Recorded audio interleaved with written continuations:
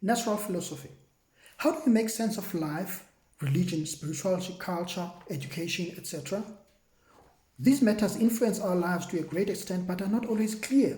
There is a quest amongst us humans to establish what exactly is essential, what exactly can we rely on, what can be trusted. How do we know if what we've heard is the truth or lies? Who determines what is true? Who determines what we can rely on? Religions, for instance. Religions in the plural, of course, because there is not only one religion but a myriad of religions, which end up disagreeing with each other and sometimes even opposing each other. Even in one religion, for instance, you find religion with sacred texts where there is differences of opinion as to the correct interpretation of those texts. And culture. Everyone thinks their culture is the best culture. If we all think like this differently, then what is the culture? Education. It is possible to find books in education addressing a certain subject but not agreeing with each other. Even scholars who specialize in a certain field not agreeing with each other. These disagreements are also found in spirituality and life in general. The question then remains, what is true? What can be relied upon? What is the solid ground we can stand upon? Is there any agreement amongst these varying disciplines of knowledge? How does an average person like myself then navigate through life? How do I know which is which? Is it even realistic to anticipate that there is a way of knowing? Or must we just give up and rely on experts to lead the way and tell us what to do? Will we ever know? The purpose of natural philosophy is to state that the common man can know. The purpose of my work is to share a philosophy that can help us out of this confusion. My philosophy is close to that of Aristotle. Aristotle came up with 4 causes. Amongst the 4 causes, he came up with a formal cause. A formal cause which is concerned with species, kinds, or type. My definition of a species, though, extends from that of Aristotle by including all natural phenomena, all that occurs naturally, flora, fauna, and all, including stones, hills and rivers, up in the skies, the moon and the stars, and the planets, all that occurs in natural life. Now, Aristotle came up with detailed species, kinds. What I've done, on what over and above what Aristotle has done, is to then take these species, kinds, and put them together against each other, include amongst these species these inanimate objects that are found in natural life. And the argument then is that when these species, when all of this natural life is put together like that, there begins to appear behind it patterns that are consistent, and which patterns teach us then about life, religion, spirituality, education, culture. These patterns are patterns that are standing, consistent, and are a valuable tool then that teaches us out of this frustration. This is a philosophy that would be easily accessible and readily accessible to everyone on planet Earth immediately. It's a rapid deployment kind of philosophy. Philosophy is structured in such a way that can seamlessly align with any language you can find on planet Earth today. It's philosophy that is difficult to misinterpret because it's a philosophy that makes use of materials that are readily and easily accessible from anyone from all backgrounds. To do this, my philosophy starts to teach about life using life itself. In fact, using the human life. And in using the human life specifically, my philosophy starts by looking at the human body. Because the presupposition is that for anybody to have questions and problems about truth, life, spirituality, religion, education, culture, that person must be a living human being who has a human body. Therefore, we start the human conception. Human conception occurs out of a man and woman coming together. Then the finest elements, cells, a sperm cell and an ovary, fuse together to form what will then become a child. Therefore, a human body comes out of a fusion of fine opposing elements, male and female, producing a child.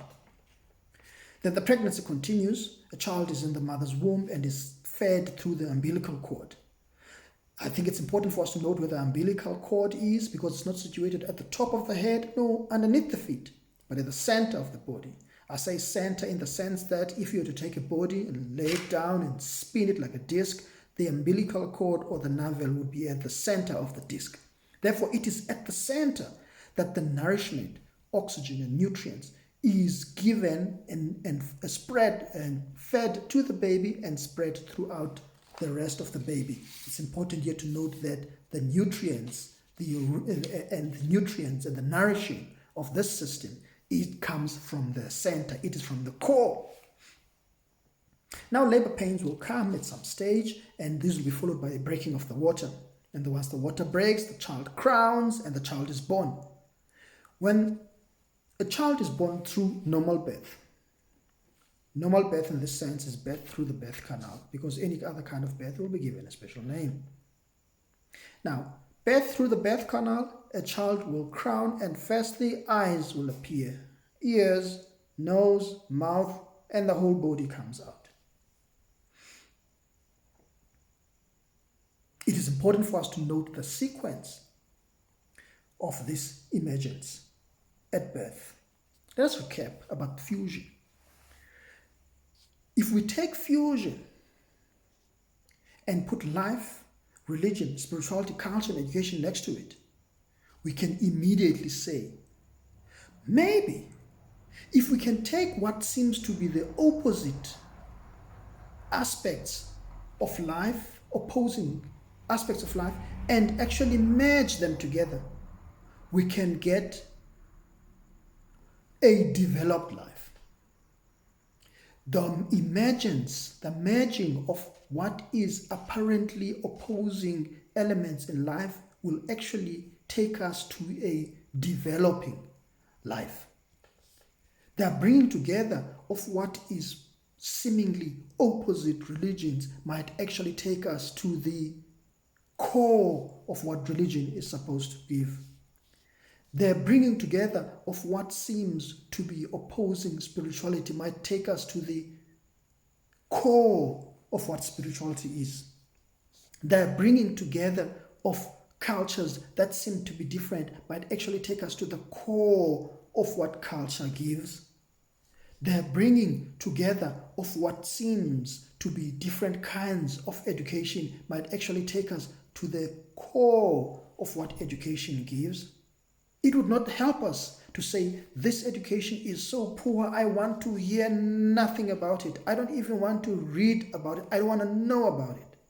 That will rob us of an ability to add to our knowledge an aspect that can fine-tune our knowledge even better, because knowing about that bad education will also enhance our education.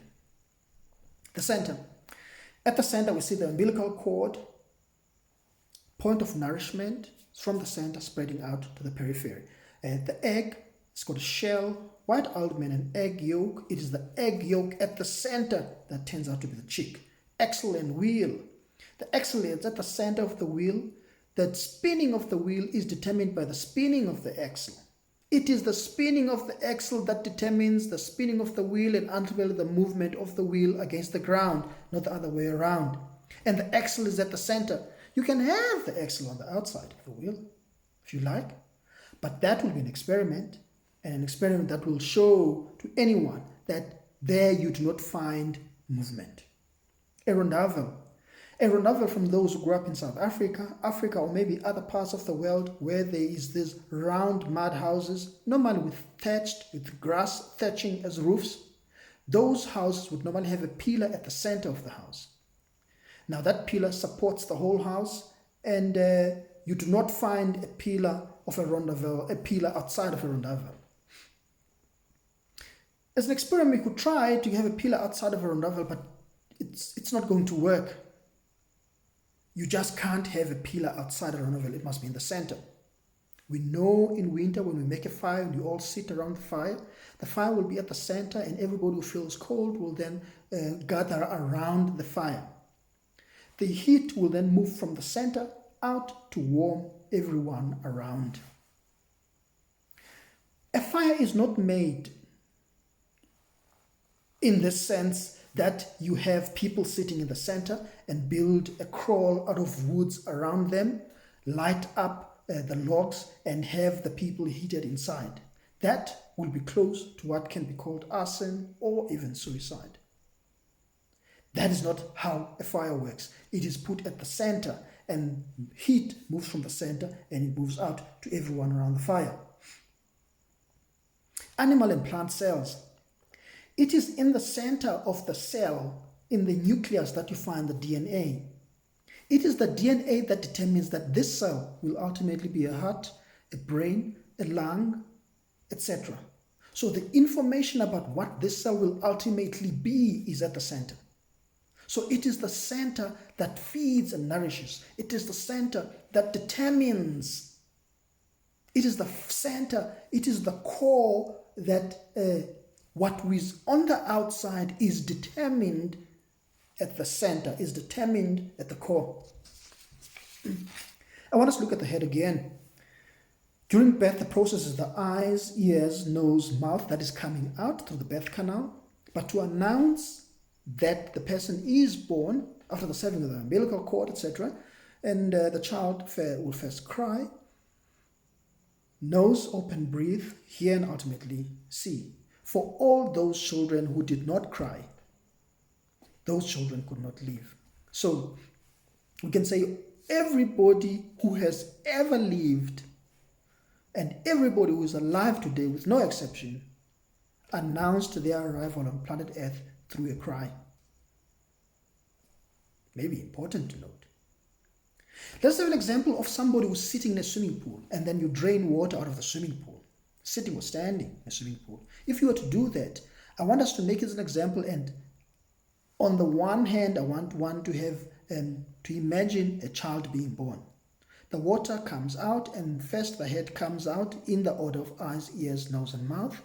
The same will happen to somebody who's in a swimming pool where water is drained out of a swimming pool. If you try to make this not to work, you will have to have the person standing in the swimming pool upside down. But naturally, a person will not be able to stand in a swimming pool upside down. You'll have to have some kind of apparatus or some help to make sure that the person like that, because the body will flip such that the head is on top. I wonder why is it like that? Is it a coincidence? It is not a coincidence. I want you to have your own exercise.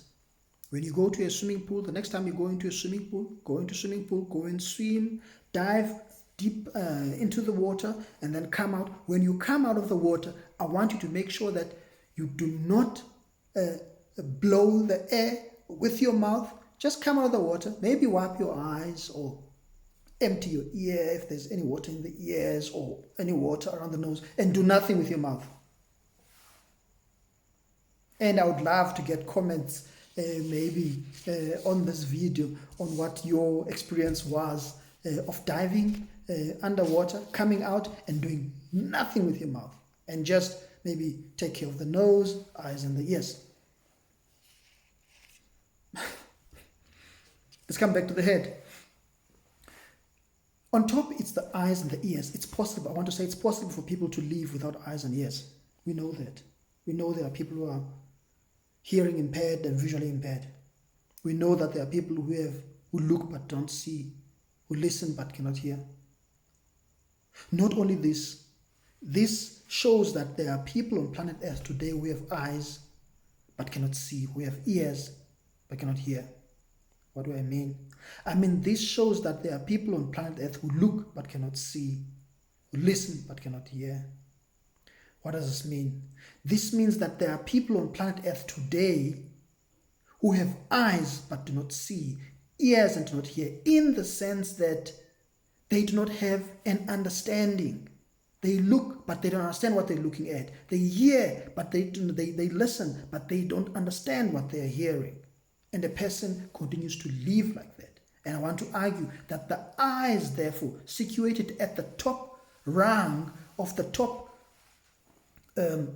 level of the human body, are a level, indicative of the highest level a developed human being can achieve. What is that? The highest level a developed human being can achieve is a level where a human being then says, oh, I can see. Not I can see because the lights are on, the lights were off, I could not see, it was in darkness, but because I can see. The person screams that I can see because the person now can see stuff that they did not see before. They have been looking from birth. Their eyes were open. They had been looking, but they couldn't see. That is the highest level, I argue, of a human development, that a human is able to see. Let us look at the human hand in natural philosophy. The human hand has got 5 fingers. If you look at the human hand and look at the 5 fingers, you will establish that the thumb is able to move from where it is all the way up to the smallest finger, but the rest of the fingers cannot do the same. But the thumb can. Now the argument is that the highest is the one that can reach far, even to the smallest. The highest is the one that can reach the furthest. The highest point, like a hill, is from a point where your eyes can be able to see the furthest, for instance. So now, that which can see the furthest is the highest. For one to be able to see the furthest, one would have to be elevated to any point of elevation and be elevated. So that which is elevated is the highest. And like on the hand, the thumb is able to go all the way up to the small finger. Now I want us to do an orientation in natural philosophy. The sun is always higher than the human, I argue. One might want to say no, but maybe during sunset and sunrise the sun is not actually high. I mean, one might want to say that. Then I would say during sunset and sunrise, take a picture for me, and for everybody who will ever watch this video, take a picture of yourself such that we can see your shoelaces or the top of your foot and with the sun beneath your feet. Take that picture and post it for us in the comments. You cannot. My argument is that you cannot. You can never have the sun below you. If you can try to do that, you will have to stand on your head, or you will have to dig a trench and sit in the trench and lie in the trench, or sit in the trench and take a picture of the sun under your feet from the trench, or you have to lie down flat on the ground and take that picture, lying down. For you to be able to do something like that, you'll have to put yourself flat down on the ground, or you'll have to stand on your head. What does that say?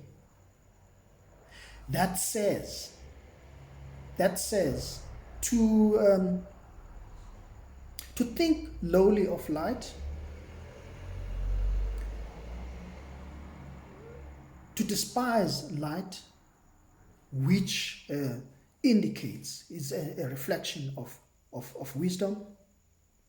You would have to cast yourself down, or even dig a trench for yourself and put yourself into a trench and act like a dead person, or you will have to stand on your head. Now what happens in the sun? In the sun, you find a fusion. It's a fusion of hydrogen atoms, which results in a huge amounts of energy being released and that hydrogen going to helium. I want us to see what is happening here. Hydrogen is number one atom element on the periodic table. It has only one electron revolving around. It is the finest of the finest, I would say, in terms of electrons, because it only has one.